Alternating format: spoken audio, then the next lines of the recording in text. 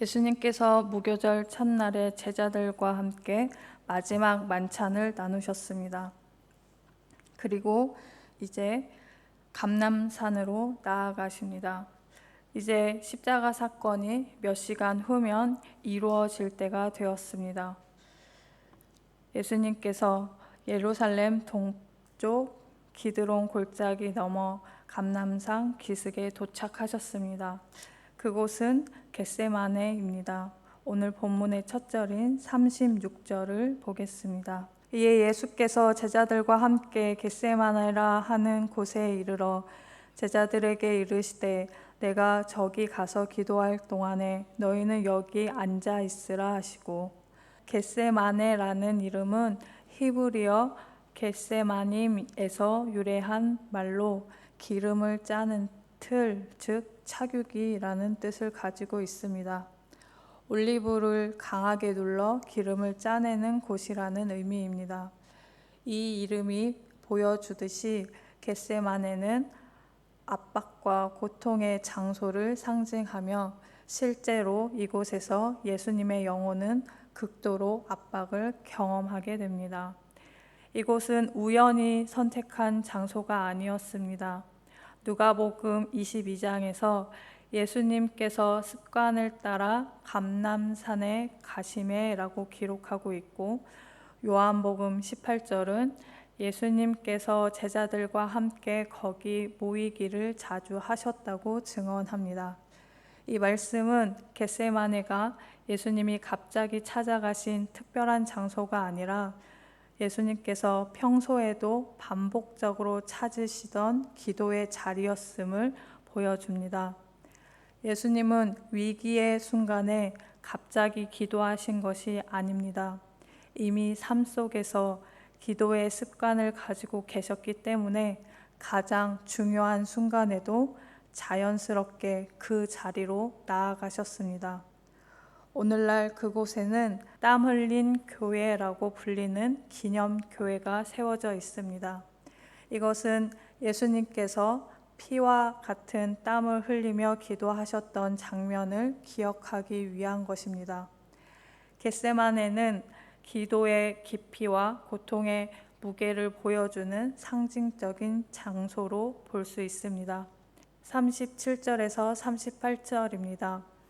베드로와 세베대의 두 아들을 데리고 가실새 고민하고 슬퍼하사 이에 말씀하시되 내 마음이 매우 고민하여 죽게 되었으니 너희는 여기 머물러 나와 함께 깨어 있으라 하시고, 11명 중에서도 예수님은 3명만 따로 데리고 더 깊이 들어가셨습니다.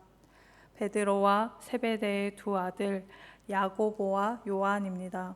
이 세 제자는 변화산에서 예수님의 영광스러운 모습을 직접 목격했던 자들입니다. 그들은 변화산에서는 영광을, 겟세마네에서는 고통을 목격합니다. 예수님은 고민하고 슬퍼하셨습니다. 원어를 살피면 그 감정의 무게가 분명합니다. 고민하고에 해당하는 헬라어 아데모네인은 단순히 걱정을 뜻하는 것이 아닙니다. 이 단어는 방향을 잃고 허둥거리는 극심한 불안, 마음이 산산이 흩어지는 것 같은 근심을 가리킵니다. 그리고 슬퍼하사에 해당하는 리페이스사이는 마음의 갈피를 잡을 수 없을 만큼 깊은 슬픔, 내면이 짓눌리는 비탄을 뜻합니다. 마가복음은 같은 순간을 심히 놀라시며 슬퍼하사라고 더 강렬하게 묘사합니다. 예수님은 제자들에게 내 마음이 매우 고민하여 죽게 되었으니 너희는 여기 머물러 나와 함께 깨어 있으라 라고 말씀하십니다. 여기에서 깨어 있으라 라는 단어는 단순히 잠을 자지 말라는 의미가 아니라 계속해서 깨어 경계하고 영적으로 준비하라는 뜻입니다. 이 단어는 신약에서 종말론적 긴장과 연결되어 자주 사용됩니다. 예수님의 요청은 졸지 말라는 것이 아니라 언제 어떤 시험이 닥칠지 모르기 때문에 항상 영적으로 깨어있는 상태를 유지하라는 간절한 요청이었습니다. 39절입니다.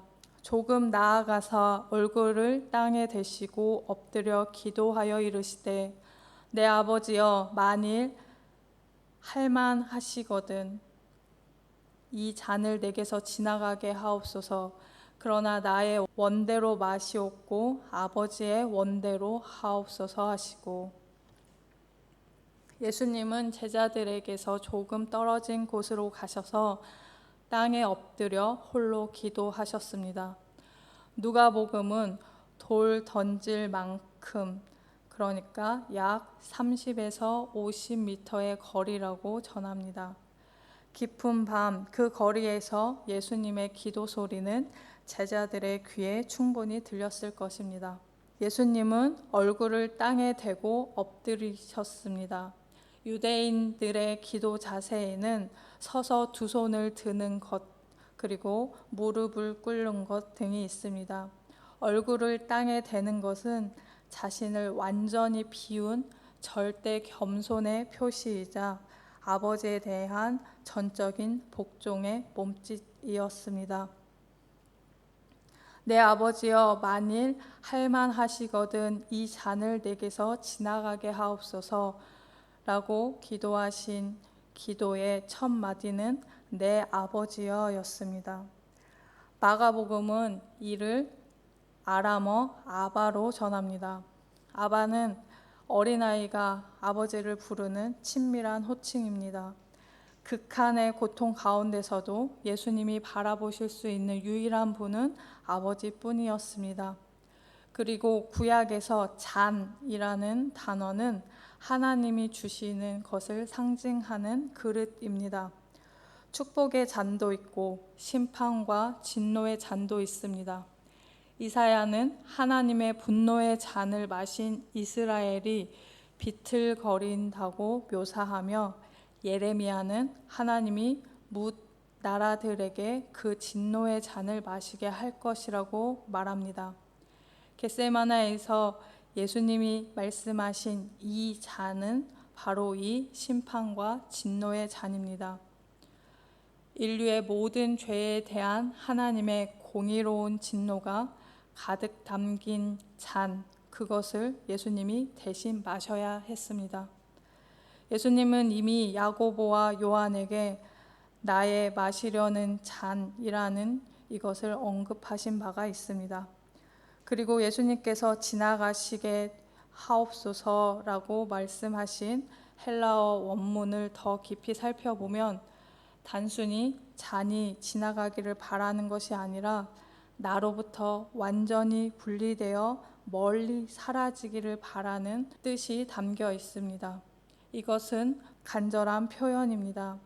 예수님은 이 잔이 자신에게서 완전히 떨어져 나가 다시는 가까이 오지 않기를 간청하신 것입니다. 하나님께서 하실 수 있음을 전제한 표현인 만일 할만하시거든 이라는 조건절을 통해서 예수님은 하나님이 원하시면 다른 방법도 가능하실 수 있음을 알고 계셨습니다.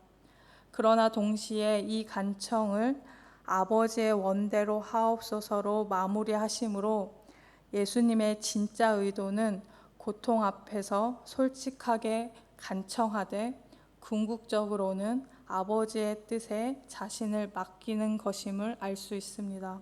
예수님은 주 기도에서 뜻이 하늘에서 이루어진 것 같이 땅에서도 이루어지리라 라고 가르치셨고, 그 기도를 가장 먼저 가장 철저하게 사신 분이십니다. 내 아버지여 만일 할만하시거든 이 잔을 내게서 지나가게 하옵소서. 그러나 나의 원대로 마시옵고 아버지의 원대로 하시옵소서 라는 39절의 예수님의 기도를 통해서 기도는 상황을 바꾸는 것이 아니라 자신의 뜻을 내려놓고 하나님의 뜻에 순종하도록 자신을 바꾸는 과정이라는 것을 볼 수 있습니다. 예수님이 기도를 마치고 돌아오셨을 때 제자들은 자고 있었습니다.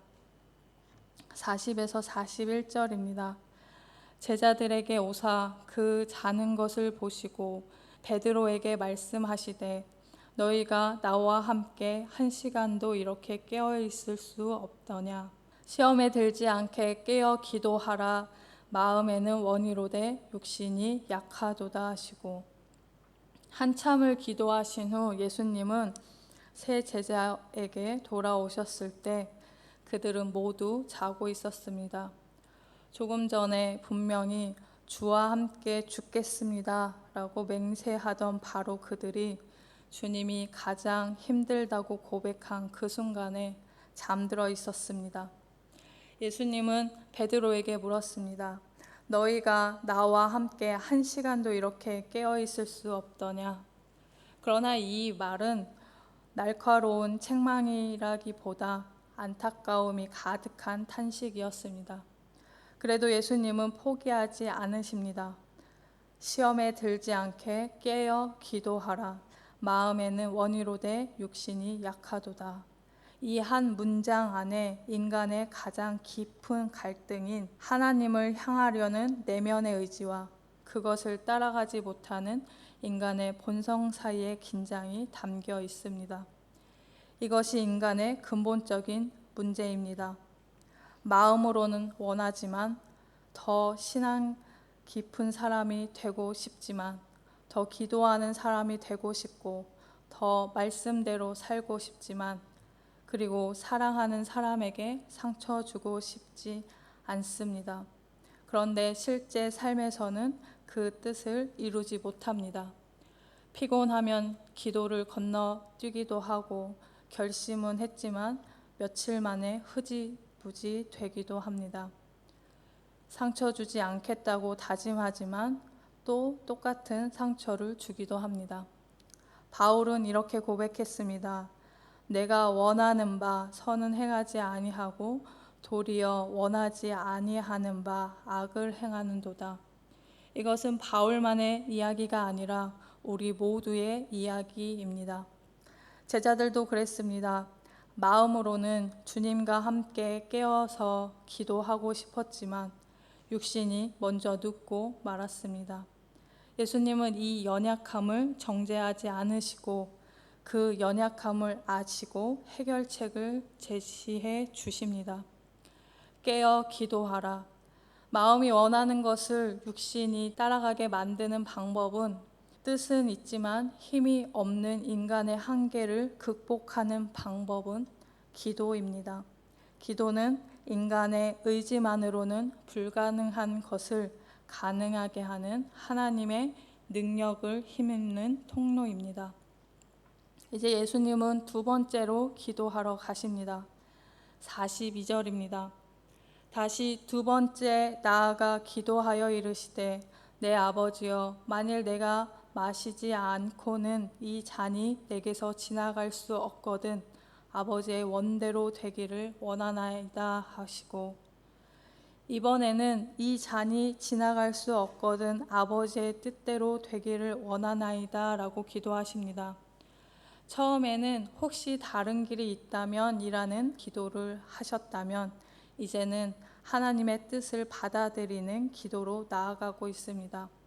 그리고 세 번째로 같은 기도를 반복하십니다. 44절에서 45절입니다. 또 그들을 두시고 나아가 세 번째 같은 말씀으로 기도하신 후 이에 제자들에게 오사 이르시되 이제는 자고 쉬라. 보라, 때가 가까이 왔으니 인자가 죄인의 손에 팔리니라.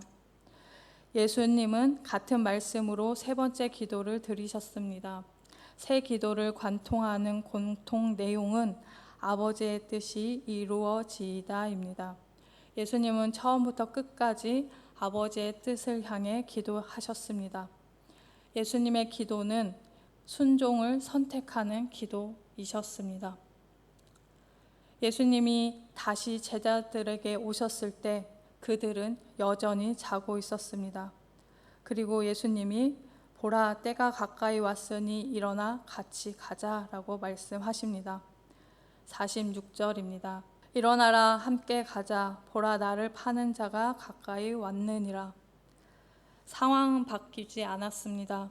십자가는 그대로이고 고난도 그대로입니다. 그러나 예수님의 내면은 완전히 달라지셨습니다. 기도하지 않았던 제자들은 두려움 속에 도망치게 되지만 기도하신 예수님은 담대하게 십자가를 향해 걸어가십니다. 기도는 현실을 없애주는 것이 아닙니다. 그 현실을 감당할 수 있는 힘을 주는 것입니다. 겟세마네는 압박 속에서 순종이 태어나는 자리입니다. 예수님은 그곳에서 고통 속에서도 하나님께 나아가야 한다는 것, 그리고 인간은 마음으로는 원하지만 육신이 약하다는 것, 그래서 반드시 기도해야 한다는 것을 보여주십니다. 결국 하나님의 뜻에 순종해야 한다는 사실을 예수님은 몸소 보여주셨습니다. 그리고 더 중요한 것은 예수님이 위기에 당하셨을 때 갑자기 기도하신 것이 아니라 평소에 기도하시던 자리로 가셔서 습관대로 기도하셨다는 것입니다. 오늘 우리의 삶에도 겟세마네 동산 같은 순간이 있습니다. 피하고 싶지만 피할 수 없는 일 앞에 서게 될 때가 있습니다. 그때 우리는 겟세마네로 나아가야 합니다. 우리의 겟세마네는 어디입니까? 각자 기도의 자리로 나아가야 합니다. 그리고 이렇게 기도하시기 바랍니다. 하나님 아버지의 뜻이 이루어지기를 원합니다. 이 고백이 우리의 삶 속에 있기를 소망하고 끝까지 이 고백을 붙들고 믿음의 길을 걸어가시기 바랍니다. 시험을 당할 때 피하고 싶은 현실 앞에서 우리는 예수님 같이 기도함으로 상황이 변하지 않더라도 우리의 마음 자세가 변하고 주님을 온전히 신뢰하는 그 믿음의 길로 걸어가시기를 예수님의 이름으로 축복합니다.